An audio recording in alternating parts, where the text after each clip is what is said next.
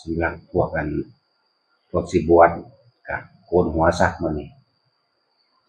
โกนหัวแล้วก็เลือกผ้าตามความสูงความต่ำนั่นแหละหมู่พระพี่เลี้ยงก็เบิ่งเลือกผ้า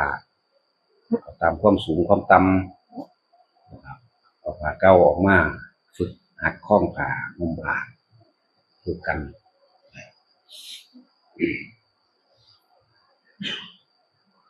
ก็ได้ละ6เนาะวันที่16บวชอีก6คนวันที่16บวช6เป็นหลวงตาเฒ่าผู้หนึงบ่ต้องเปลี่ยนสุดดอกบ่ต้องเปลี่ยนอันพวกนอกคนก็มาโกนหัวซะแล้วก็เลือกผ้าให้มันเหมาะสมกับตนเองพระพี่เลี้ยงก็นั่งเลือกให้ดอกพากันมาฝึกหัดห่มผ้าคล้องผ้า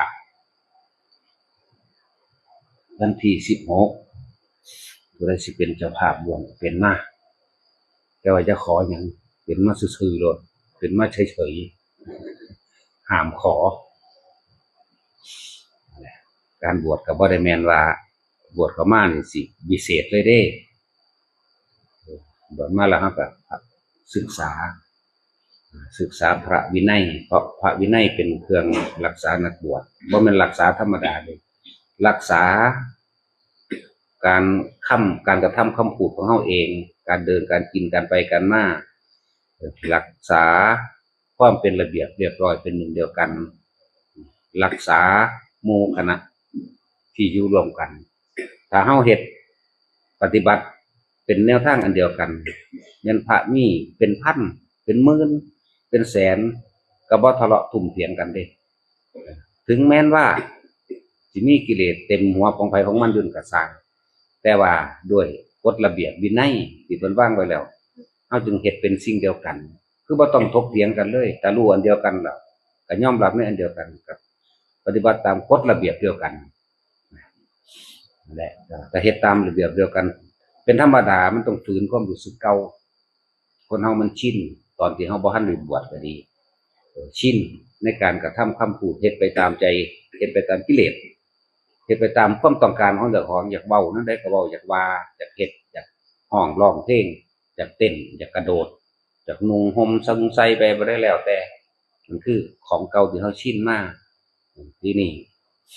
บัดนี้เฮามาถึกของใหม่พระธรรมและวินัยนี่เป็นของล้ำสมัยเด้บ่แม่นล้าสมัยบ่แม่นของเคยชินบ่แม่นเฮาชินเด้เฮาชินน่ะกองกิเลสวัดจะได้นั่นจะได้นี่กรรมวัดการกระทำของตนเองเฮ็ดไปตามที่ตัวเองจะเฮ็ดแล้วสุดท้ายมาก็วิบากวัดก็รับกรรมของเจ้าของเองฉะนั้นถึงบอกว่าบทเขามาแล้วอันดับต้นแรกหลวงพ่อเน้นย้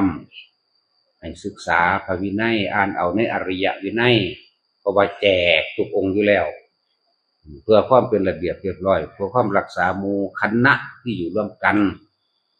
เป็นการรักษาหมู่คณะอยู่ร่วมกันมันมีเป็นพันเป็นหมื่นเป็นแสนก็สร้างได้เพิ่นบ่ทะเลาะกันเด้แม้จะมีกิเลสอยู่ตามความหยาบนะบางของแต่ละองค์ก็ช่างพระวินัยบายนั่นนี่เฮ็ดไปไว้แนวนี้นั่นแหละถ้าเฮาศึกษาเดียวกันล่ะมันก็บ่มีปัญหาบ่ทุ่มบ่เถียงบ่ทะเลาะกันดอกส่วนความในใจเนี่ยกดข่มไว้คุณว่านั่นผู้นี้ว่านี่เจ้าของล่ะไปหาว่าผู้อื่นความจริงมันนั่นจังว่าส่วนอันปรมัตถ์นี่เฮาก็ห้ามอยู่แล้วคือมันเพิ่นสิอนุญาตบ่อนุญาตก็สร้างเพื่อความบ่ยุ่งยากของผู้เพิ่นมาอุปถากอุปถัมภ์อย่าให้ถึงมันเป็นความเคยชินตัดออกซะการคำว่าผลไม้ที่เพิ่นห้ามมันมีเรียกว่าอัฏฐบาลอัฏฐปาละแต่ว่าน้ำยาไส้เด้บ่แม่นเอามากัดเอามาหย่ำกินแต่ว่าถ้าสิกัดสิหย่ำกินได้นั่นก็คือหลังจากแจ้งเห็นลายมือจนเที่ยงตะวันถึงหัวนอกนั้นให้สละออกซะบ่ว่าสิเป็นหมักม่วงหมากมัดลิ้นจี่หมากลำไยหลายอย่างก็ดอกตะกี้ในพระวินัยเพิ่นเขียนไว้หมักม่วงหมากลิ้นจี่หมากลำไยหมากสมอ หมากขามป้อมแล้วก็หมากอย่างนี้ละลืมไปละบางอย่างก็สั่งมาเนาะว่ามันมาอยู่เพื่อกินดอกเว้ยเนาะแต่เลยเที่ยงกับสาระออกเด้อบาดบ่จะเอาไปกินอีกเพราะซะนี่แหละนานๆจังเว้าดอกแล้วครับอีกจักหน่อยก็กินอีกนะแล้วพวกเฮ็ดมาก็จะเฮ็ดมาต้องไปเฮ็ดมาดอกนี่เอาแค่นี้ยามเช้าที่เฮามีมาเท่าใดก็ช่างเฮาก็เก็บกินนี่ฉันนี่แต่แค่ว่าไม่ให้เกินตะวันตรงหัวบ่เกินเที่ยงตะวันแหละเฮาสิเอาตะวันเฮาเอาดวงอาทิตย์ซะตรงหัวนั่นแหละหลังจากนั้นก็ให้สละออกเด้อที่ค้างไว้อย่าให้มีอันนึงนี่มันจังถกเถียงกันอยู่บางพวกก็ว่าคำว่ามะนี่ฉันได้หมดตลอดบ่แม่นจากคำว่าอัฐบาลนี่ปาระแปลว่ายาไส้เด้น้ำยาไส้แต่เลยจากนั้นก็ไปเพิ่นให้คั่นเป็นน้ำแต่ว่าตำเป็นว่ามีอันขอยกเว้นว่าป่วยไม่สบายหรือเป็นโรคบางอย่างกระเพาะหรือว่ากินเข้าไปก็ยาไส้ซื่อๆเด้แต่ว่าต้องทำเป็นน้ำปั้นออกมาคั่นออกมาซะก่อนกรองออกมาซะก่อนเด้บ่แม่นมากินเป็นหน่วยมันก็เป็นอาหารดีๆนั่นเด้คำว่ามะเนี่ยมะพร้าวมันอิ่มเลยคือข้าวนี่แล้วเนาะมะพร้าวจังซี่ข้าวม่วงกินอิ่มเลยได้คือกันเลยล่ะนั่นแหละมากหยังก็ช่างเถอะต่อไปนี้ก็คือว่าให้ทุกคนเฮ็ดปฏิบัติเป็นอันเดียวกันทางที่ผู้เพิ่นบ่ทันเลยรู้จักหยังพวกเฮาอาจจะรู้อยู่บ่เฮ็ดก็มีหรือเข้าใจว่าเพิ่นอนุญาตก็มีพุ่นเด้ให้อ่านพระวินัยพุ่นเด้อ่านให้มันจบเด้อมันมีพุทธบัญญัติและอนุบัญญัติเข้ามาอยู่นั่นแหละว่าให้อ่านตัวนั้นอ่านบ่อ่านก็สร้างพระบาลครับบอกไว้ซะก่อนว่าบางทีเห็นผู้อยู่ก่อนเฮ็ดก่อนก็เลยเฮ็ดไปตามกันเลยก็มีแต่ว่าเฮาบ่ได้เข้ามากินเฮาบ่ได้เข้ามาอยู่เพื่อสิกินว่ากันที่เป็นผลไม้ก็แล้วแต่เถอะเที่ยงแล้วให้สละออกคือเอาไปส่งไปคั่วโลดจะให้มีค้างไว้แต่ช่วงนี้เป็นช่วงหน้าฝนนำอย่างหนึ่งการใส่รองเท้าขึ้นมาในสถานที่ที่มีการทำความสะอาดอยู่จังซี่ก็บ่อยากให้ใส่รองเท้าที่เปื้อนตมเปื้อนหยังขึ้นมาเวลาเฮาทำความสะอาดนี่มีพระวินัยข้อนึงที่หลายๆคนบ่เข้าใจเท้าทิ่มในหลังไม่ทำความสะอาดได้เช็ดถูเดินเข้าไปในทางที่สะอาดถ้ายังเป็นรอยเท้าอยู่เป็นอาบัติทุกกฎเนี่ยเป็นอาบัติทุกกฎเด้อหรืออีกพวกนึงกำลังถูอยู่ผู้นึงกันยางเท้าเพื่อนขี้ดินมาโลดจังซี่เป็นอาบัติทุกอย่างก้าวเด้อเป็นอาบัติทุกกฎและจังว่าให้พวกเฮามันก็มีหลายๆอย่างในความกระทบกระทั่งกันอย่างเช่นผู้นึงถูผ้าไม่ถูพื้นอยู่นี่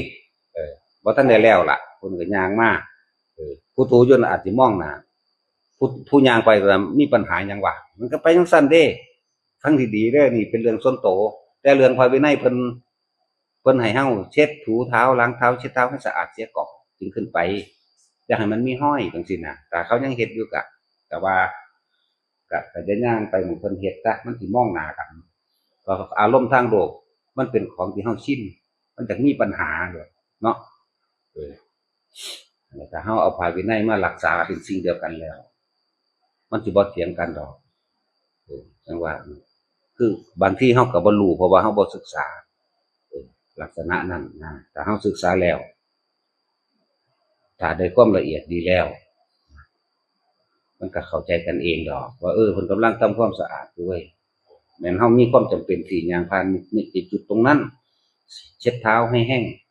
ซะก่อนอย่าเท้าเปื้อนดินเปื้อนโคลนมาเหยียบของเพิ่นเฮ็ดทันได้แล้วนั่นแหละแม่นเฮ็ดแล้วก็สร้างเฮาก็ต้องเช็ดเท้าให้แห้งเพราะฉะนั้นเพิ่นสิมีอ่างล้างเท้าเฮ็ดหยังแล้วมีผ้าเช็ดเท้าไว้เฮ็ดหยังนั่นแหละสำหรับมันทุกมองนั่นแหละบ่ว่าสิบนศาลานี่หรือว่าสิเป็นที่พักล้างบาตรของหมู่พระเฮาแต่ว่าสิพากันเทพื้นปูนเป็นที่ร่องเท้าก็ได้หรือสิพากันเฮ็ดแผ่นว่างร่องเท้าก็ได้ไม่เฮาบ่อึดดอก เออเฮ็ดเป็นแผ่นว่างจากสองสั้นจังซี่เอาเทปูนซะก่อนเทปูนซะก่อนแล้วก็เฮ็ดเป็นแผ่นว่างเฮ็ดทั้งสองฝั่งฝั่งนั้นและฝั่งนี้มันเข้าออกทั้งใดทั้งสองฝั่งเพื่อความเป็นระเบียบเพื่อความอยู่สันติเพื่อความอยู่ผาสุกซึ่งกันและกันเพื่อความบ่ตำหนิกันแต่เฮาเฮ็ดคือกันแล้วมันก็บ่มีแนวตำหนิกันส่วนผลไม้หรือถ้ากันเข้าใจว่าเป็นปรมัตถ์ปรมัตถ์อย่างนั้นพวกสิเฮ็ดมากก็บ่ให้เฮ็ดมากส่วนที่มีอยู่แล้วเคยนี่ก็นี่เฮาเก็บลงไปจากนี้ก็ถ้าแม่นสิถึงเที่ยงแล้วปุ๊บเอาไปขึ้นไปครัวเลยนั่นแหละคือบางที่การรับสิ่งที่เป็นยาวะกาลิกหรือสิ่งที่เก็บได้7 วันหรือไม่เกิน7 วันยังกะพากันหมู่เฮาศึกษานำกันแล้วก็ปรึกษาและคุยกันมันลงเป็นเดี๋ยวจะเอาความเห็นส่วนตัวเข้าไปเด้ให้เอาภาควินัยเข้าไปคุยกันเด้อันนี้กาแฟถ้าไว้แล้วไม่ได้เกิน7 วันจังซี่ถ้ามันเกินปุ๊บก็ลาออกแล้วให้เน้นมาประเทศใหม่ก็ได้ดอกเน้นเฮามีอยู่ตัวมึนๆอยู่นี่แหละมันตัวนึงน้อยๆดอกบอกมันประเทศไหนก็ได้นั่นแหละพวกเน้นใหญ่มันหูจักความแล้วมันไปอยู่ไผอยู่มันแล้วมันไปเรียนหนังสืออยู่จังซี่มันเขาก็ไปเรียนหนังสือเขาก็ไปอยู่ตาเขาพวกเน้นใหญ่นั่นนี่เน้นน้อยตัวเดียวใส่ก็ได้อยู่ครับนั่นแหละนี่คือให้พวกเฮาเข้ามาในกฎระเบียบเดียวกันจังบ่ถกเถียงกันจังบ่ว่าให้กัน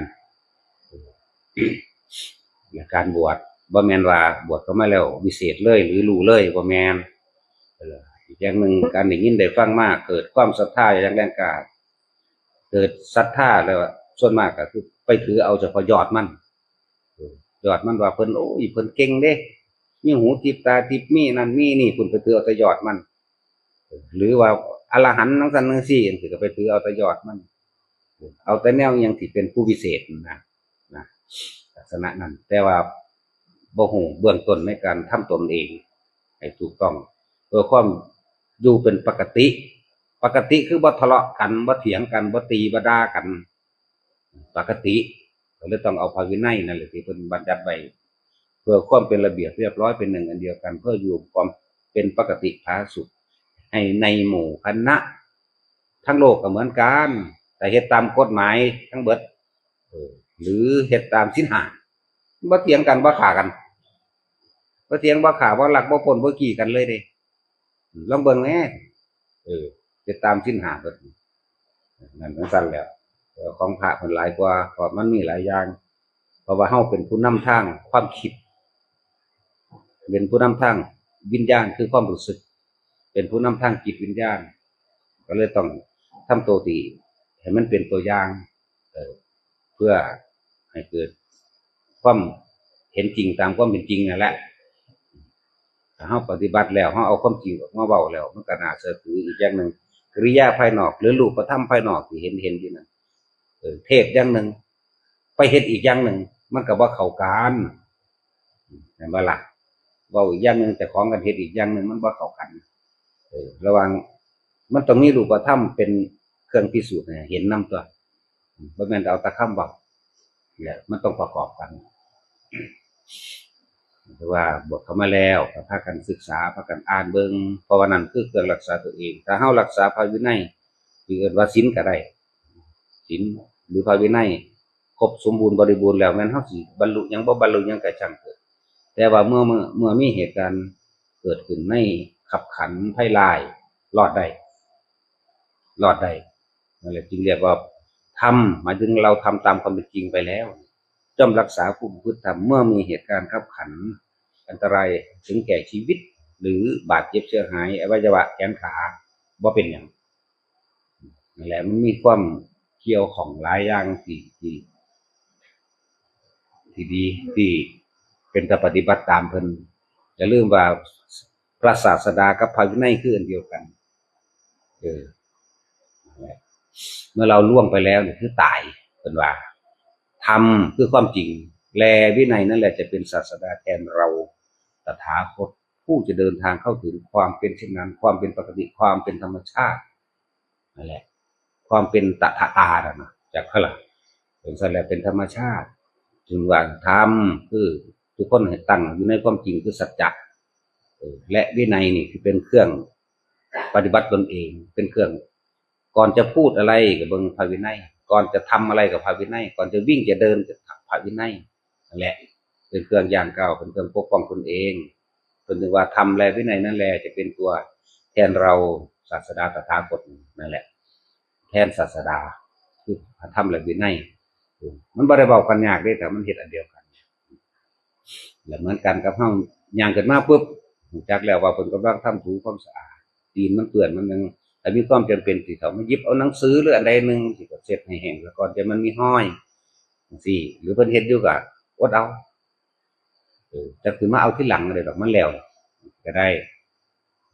หรือที่เราสามารถใส่รองเท้าแตะขึ้นไปได้หรือบ่แตะก็เปื้อนข้นก็มีอยู่คือจังโรงล้างบาตร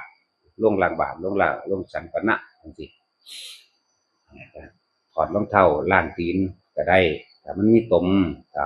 บ่เปื้อนก็ถอดรองเท้าอย่าย่างเข้ามายิ่งหน้าฝนจังซี่นึงอะไรเห็นผู้นึงใส่ยางก็ก็ยางได้แต่ว่าจะมาเฮ็ดนำหลวงพ่อเด้เว้นไว้หลวงพ่อผู้เดียวสิไปเฮ็ดคือหลวงพ่อบนทุกอย่างมันบ่ได้ต้นแบบกับเลียนแบบมันต่างกันอยู่คือเน้นผู้บวชเข้ามาแล้วพากันศึกษาพระวินัยอย่าเพิ่งเว้าอย่าเพิ่งอ่านเกี่ยวกับมรรคกับผลเกี่ยวกับว่าบรรลุนั่นเห็นนี่รู้นั่นจังสั่นจังซี่อย่าเพิ่งเอาไว้สักก่อนให้มันเป็นเอาเองซะคำว่ามันเป็นเอาเองบนธรรมดาเด้มันต้องเป็นเอาเองบ่แม่นคิดเอาเองแล้วเว้าเอาเองตามคิดเด้ละความเห็นทั้งหมดที่เคยมีมานั่นแหละแล้วสิ่งทุกอย่างมันสิปรากฏขึ้นมาเอาเองเป็นเองธรรมที่เกิดจากจิตที่เป็นเองจังจริง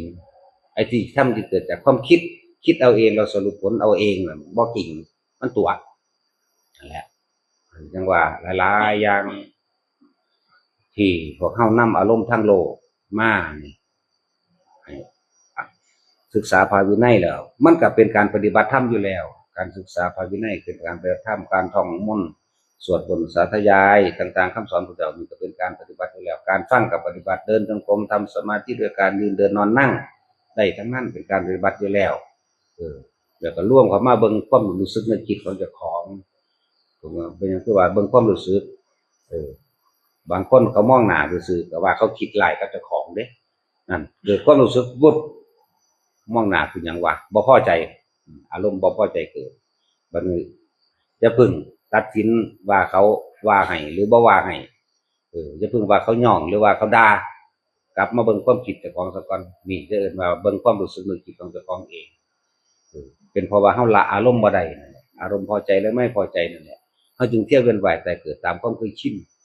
พอใจกับไม่พอใจเนี่ยตัวพาเกิดพาตายก็เลยตัวเองนั่นได้พาตัวเอ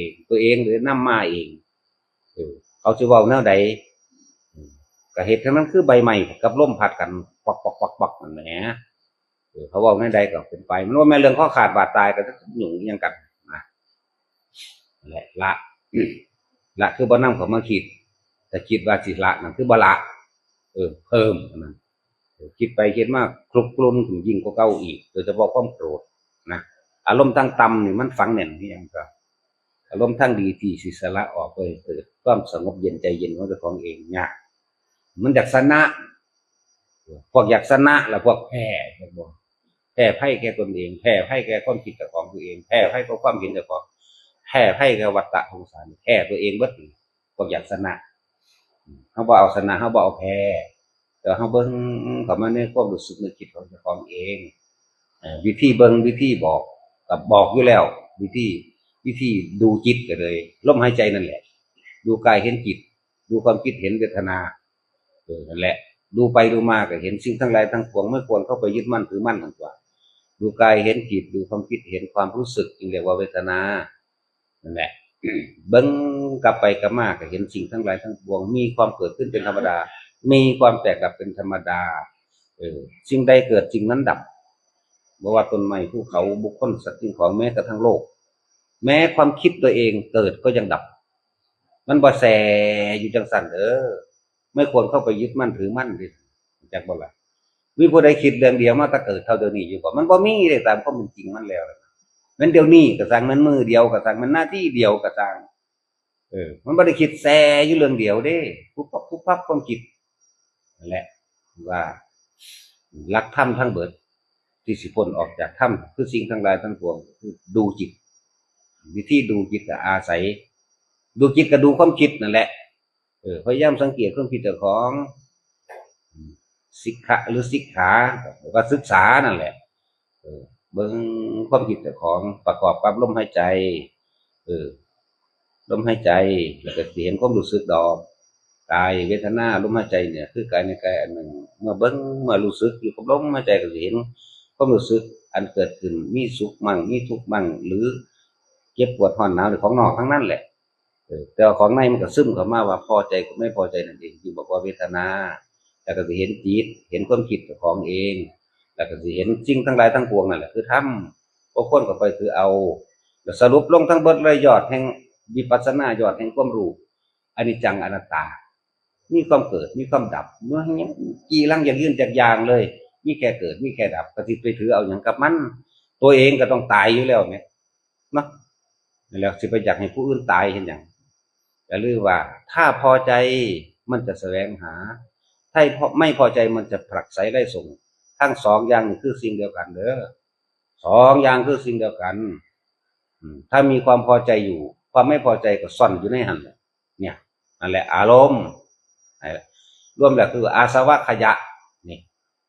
มันร่วมยอดตัวนี้แต่ญาณะแปลว่าญาณรู้เท่าทันสิ่งที่เองคล่อง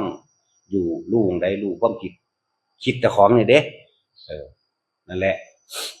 อย่าเห็นเพิ่งคิดเจ้าของแล้วนั่นแหละหนทางเมื่อจิตเห็นจิตแล้วมันก็เป็นมรรคกับผลอยู่ในการเห็นความคิดดับปั๊บเห็นความคิดดับปั๊บต่อไปต่อมามึงคิดไปโลดกูบ่คิดเป็นน้ำมึงนั่นแล้วจังหวะฝึกเอานะวันนี้เว้ายอดกับเว้าได้แล้วผู้ใดสิถึงยอดบนถึงยอดอยู่ที่ปัจจุบันขณะลมหายใจเข้าออกมั่งอยู่กับอาการปีติเป็นเครื่องอยู่มั่ง